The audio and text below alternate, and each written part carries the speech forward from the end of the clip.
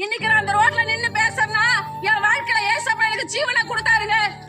நான் 14 வருஷம் இருக்கு நான் செத்து போயிருந்தா கோமா ஸ்டேஜ்ல இருந்தேங்க.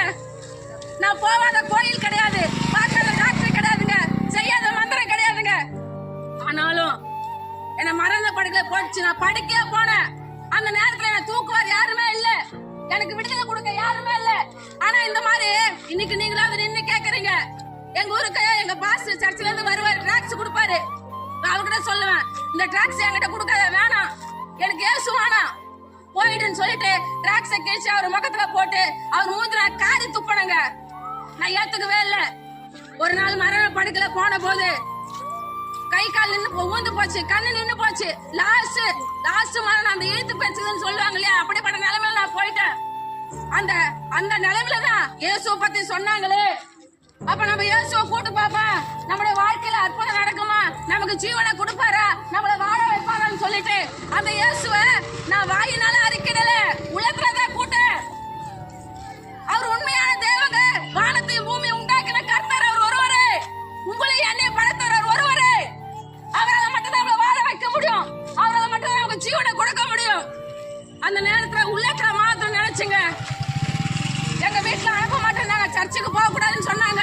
இல்ல, மரண படுக்கை இருந்த போது இன்னைக்கு நான் பேசுறது உங்களுக்கு கேலி கிண்டலா கூட இருக்கலாம், வேணாம். ஏசப்பா உங்களை நேசிக்கிறாரு. நான் உள்ள தலையில கூட்ட போது ஏசப்பா என்னுடைய கண்ணீரை பார்த்து அந்த நேரமே ஏசப்பா அந்த ஒரு வாரத்துல எனக்கு சுகம் கொடுத்தாரு. 11 வயசுல இருந்து எனக்கு பில்லி சுனை கட்டு, பிசாசு கட்டு, வியாதி, விளைவிடும் எல்லார்கிட்ட போன, யாரும் எனக்கு சுகம் கொடுக்கல. எனக்கு ஜீவனை கொடுத்து வாழ வச்ச தேவன் ஆண்டவராக இயேசு கிறிஸ்து ஒருவர் மட்டுமே.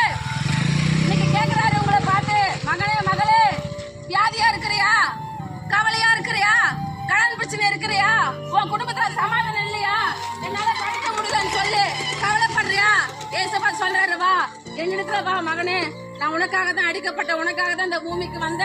ஏசப்பா சொல்றாரு, என்ன இல்லாமல் ஒருவனும் பிதாவிடத்தில் வரான், நானே வழியும் சத்தியமும் ஜீவனுமா இருக்கிறேன், அவர் இல்லாம நம்ம பரலோகம் போக முடியாது. நம்மள வாழ வைக்கிற தெய்வம் இயேசு மட்டும்தாங்க, அவரால் மட்டும்தாங்க நம்ம வாழ வைக்க முடியும். எல்லாரும் ஏசாப்பாக்கு உங்க உள்ளத்துல இடம் கொடுங்க, உங்களை வாழ வைப்பாரு, உங்களை ஆசீர்வதிப்பாரு. இப்ப நடக்கிற காலம் கடைசி காலம். பஞ்சங்கள், கொள்ளை நோய்கள், சிலிண்டர் பஞ்சம், பெட்ரோல் பஞ்சம், இன்னைக்குதான் தெரியும், செய்தியில